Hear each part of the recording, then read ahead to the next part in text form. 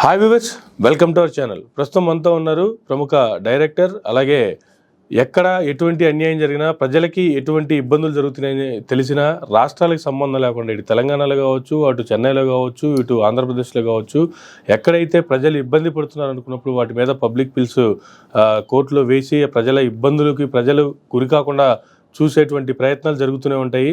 దాంట్లో భాగంగా రీసెంట్గా ఆంధ్రప్రదేశ్ రాష్ట్రంలో బార్లతో పాటు క్లబ్బులు ఎక్కువైపోయినాయి. దీనివల్ల ప్రజలు ఇబ్బందులకు గురవుతున్నారు. దీని మీద చర్యలు తీసుకోవాలంటూ కూడా రీసెంట్గా వాట్సాప్ గవర్నెన్స్ ఏదైతే ఆంధ్రప్రదేశ్ రాష్ట్రం తీసుకొచ్చిందో ఆ వాట్సాప్ గవర్నెన్స్లో ఒక లెటరు చంద్రబాబు నాయుడు గారికి ఫార్వర్డ్ చేయడం జరిగింది. అలాగే ఒక రిజిస్టర్ లెటర్ కూడా చంద్రబాబు నాయుడు గారి ఆఫీస్కి పంపించడం కూడా జరిగింది.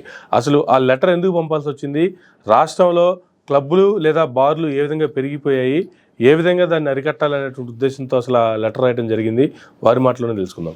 నమస్తే సార్. నమస్తే. ఏంటి ఎప్పుడు ఏదో ఒక సెన్సేషన్తో మీడియా ముందుకు వస్తూ ఉంటారు, ఇప్పుడు మరొక సెన్సేషన్తో రాష్ట్రంలో బార్లు క్లబ్బులు పెరిగిపోయాయి, ఎక్కువైపోయాయి అని చెప్పి మీరు ఒక లెటర్ పెట్టడం జరిగింది. ఏంటి అసలు మీకున్న సమాచారం ఏంది వాటి గురించి? ఇది ఒక ఉద్యమం లాగా చాలా రోజుల నుంచి మేము చేస్తున్నాం. విజయవాడలో కూడా అంతకుముందు ఈ క్లబ్బులన్నీ ఎక్కువ అవుతున్నాయని చెప్పి ధర్నాలు కూడా చేయడం జరిగింది. ఏంటంటే చెప్పండి, అటు తమిళనాడులో కూడా ప్రైవేట్ క్లబ్లన్నీ ఏర్పడినప్పుడు ఆంధ్ర ప్రాంతం నుంచి, ఆంధ్రాలో లేకపోతే తమిళనాడుకు వచ్చి ఆడుతుంటే ఆంధ్రప్రదేశ్ గవర్నమెంట్కి చెప్పి అప్పుడు లెటర్లు కూడా పెట్టించాం.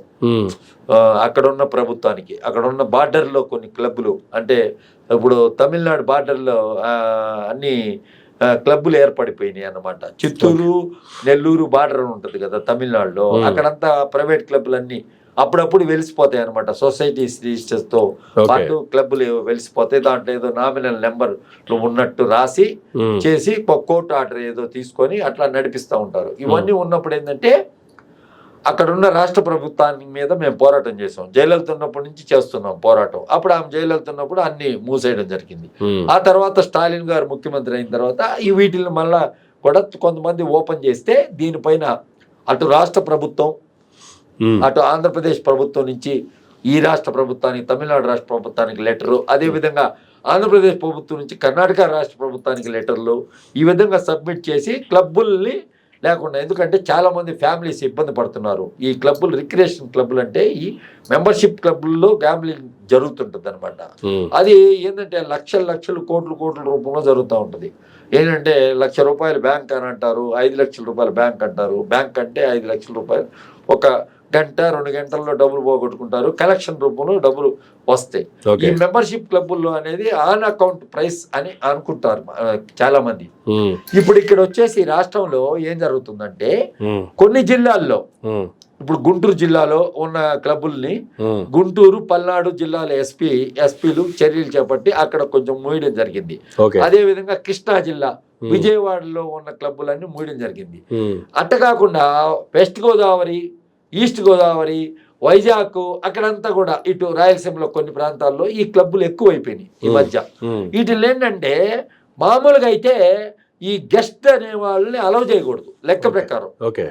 వీళ్ళు ఏం చేస్తున్నారంటే గెస్ట్ ఫీజు అని చెప్పి ఒకటి తీసుకొని, ఏది నెలకి 9,000 10,000 లెక్కన గెస్ట్ ఫీజులను తీసుకొని గెస్ట్ల చేత కూడా ఆడిపిస్తున్నారు. మామూలుగా మెంబర్లు ఆడుకుంటా ఉంటారనమాట. మెంబర్లు అంటే ఏంటంటే ఒక జనరేషన్ అయిపోయింటారు కాబట్టి పేకాట ఆడేవాళ్ళు పెద్ద ఇంట్రెస్ట్ లేదు. ఇప్పుడు ఆన్లైన్ గ్యాంబ్లింగ్ ఉంది కాబట్టి కొత్త వాళ్ళు ఎవరు రావట్లే. దానికోసం ఏం చేస్తున్నారంటే వీళ్ళు కావాలని నాన్ మెంబర్స్ని కూడా ఆడిపిస్తూ ప్యాకెట్ క్లబ్బుల్ని విడిగా నడిపిస్తూ ఉన్నారనమాట.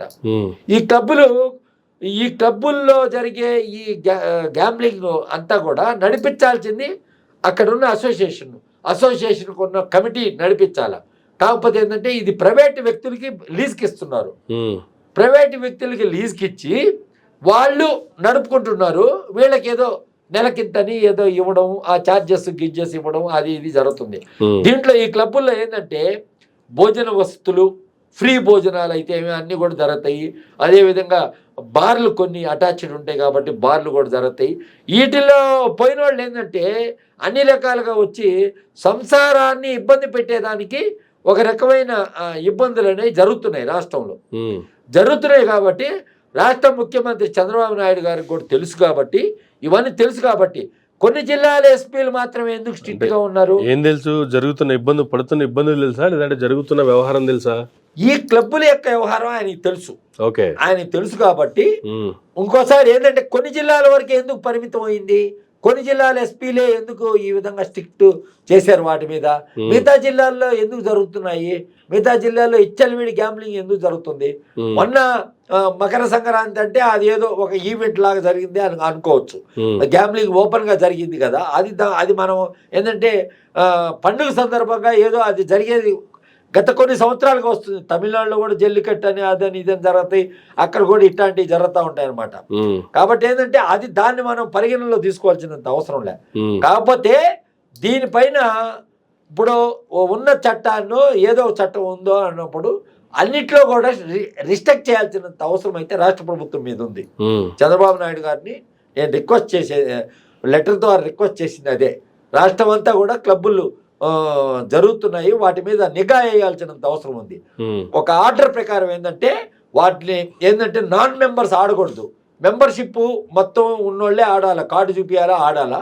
అదే విధంగా కెమెరా అక్కడ జరిగే ప్రాంతంలో ఏమేమి అదర్ యాక్టివిటీస్ జరుగుతున్నాయా, లిక్కర్ తీసుకుంటున్నారా, ఏం చేస్తున్నారా, లిక్కర్ అనేది వాళ్ళ బార్ లైసెన్స్ ఉంటుంది, తీసుకోవచ్చు, కానీ ఎక్కడ తీసుకోవచ్చు, ఎలా చేయొచ్చు అనేది దానికి కొంచెం రిస్ట్రిక్షన్ ఉంటుంది. వీటికంతా ఏంటంటే వీటికి యాక్చువల్గా ఉన్న చట్ట ప్రకారం ఏంటంటే సీసీటీవీ కెమెరా ఉండాలన్నమాట. ఆ జరిగే దగ్గర డబ్బులు ఇచ్చి ఆడతారు కాబట్టి మామూలుగా వచ్చి సుప్రీంకోర్టు ఒక మాట చెప్పుంది, డబ్బులు లేకుండా స్కిల్ గేమ్ కింద ఆడుకోవచ్చు అని.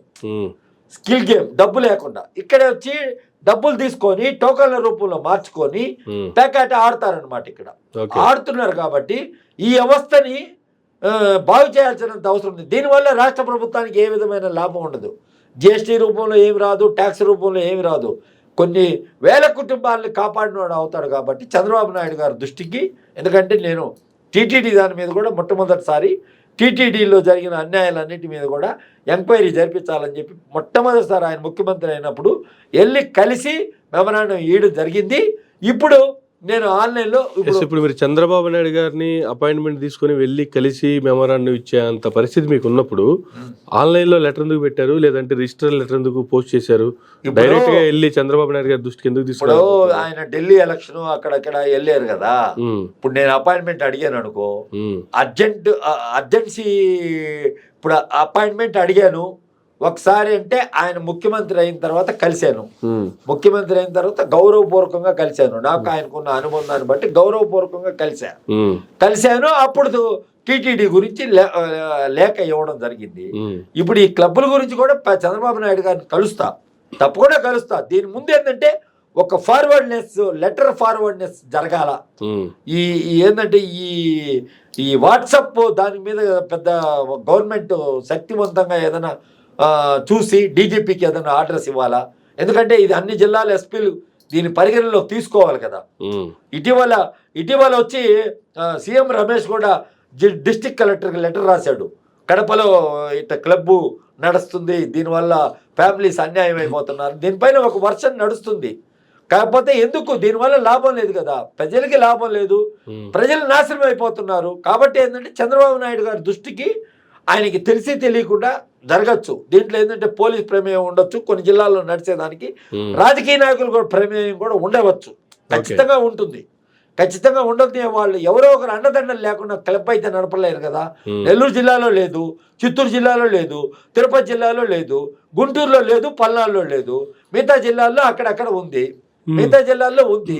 మిగతా జిల్లాల్లో కూడా ఒక సమగ్రమైన చట్టం ద్వారా వాటిలన్నింటిని కూడా నియంత్రించాల్సినంత అవసరం చంద్రబాబు నాయుడు గారికి ఉందని చెప్పి నేను తెలియజేస్తున్నాను. అయితే వాట్సాప్ గవర్నెన్స్ ద్వారా ముందుకు తీసుకురావడం గవర్నమెంట్ ప్రతిష్టాత్మకంగా తీసుకున్నటువంటి విషయం అందరికీ తెలిసిందే. బట్ మీరు వాట్సాప్ లో ఫార్వర్డ్ చేసిన తర్వాత మీకు మరలా రిప్లై ఏమన్నా వచ్చిందా? వస్తుంది. ఫార్వర్డ్ చేసాము. ఎన్ని రోజులు అవుతుంది మీరు ఫార్వర్డ్ చేసి? ఫార్వర్డ్ లెటర్, రిజిస్టర్ పోస్ట్ కూడా పంపించాం. రిజిస్టర్ పోస్ట్ ఓకే, అది ఎట్లాగో బాబు గారికి చేరుతుంది, తర్వాత మీకు అపాయింట్మెంట్ ఇస్తారు, పిలుస్తారు. నేనేమనుకుంటున్నానంటే, నేను అనుకుంది ఏంటంటే వాట్సాప్ పంపించాం. నేనేమనుకున్నానంటే నేను సోమవారం అట్లా వెళ్ళి నేరుగా చంద్రబాబు నాయుడు గారికి, అదేవిధంగా లోకేష్ గారిని, అదేవిధంగా వనిత గారిని, అదే మినిస్టర్ అనిత గారిని, అదే విధంగా డీజీపీ, కొత్త డీజీపీ ఉన్నారు కదా, వారిని కలిసి నేరుగా ఇచ్చి అక్కడ ఒక ప్రెస్ మీట్ పెట్టి అక్కడ ఈ విషయం మీద కొంచెం స్పందించాలా అని అనుకుంటున్నా. ఎందుకంటే గతంలో అంతకుముందు నేను ధర్నా చేశాను విజయవాడలో ఈ క్లబ్బుల మీద చేశాను కాబట్టి అదే విధంగా ఇప్పుడు ప్రభుత్వం అయితే చేసేదానికి చిత్తశుద్ధిగా ఉందనుకో, ఓకే, పని జరిగిపోద్ది. లేకపోతే కోర్టులో కూడా కేసు వేసేదానికి ఆస్కారం ఉంది.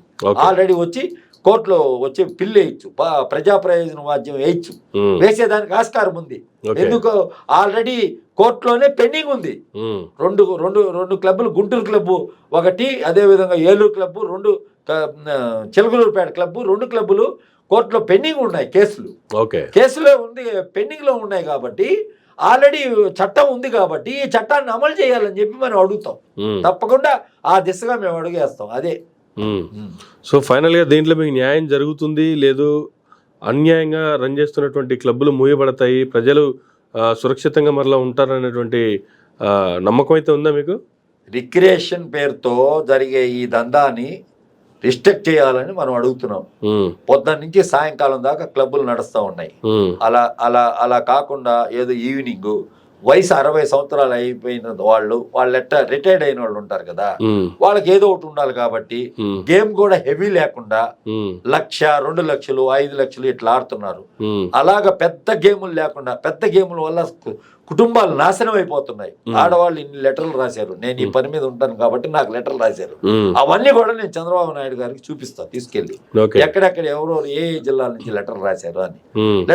లెటర్లు కూడా ఆయనకి రాయమంటాం, వాట్సాప్ పెట్టమంటాం. ఆ ఫ్యామిలీస్ ఎవరైతే నాకు రాశారో వాళ్ళందరినీ కూడా ఆ వాట్సాప్ లో పెట్టమంటాం, ఈ క్లబ్బుల మీద పెట్టమని చెప్తాం, అందరికి పిలిపిస్తాం.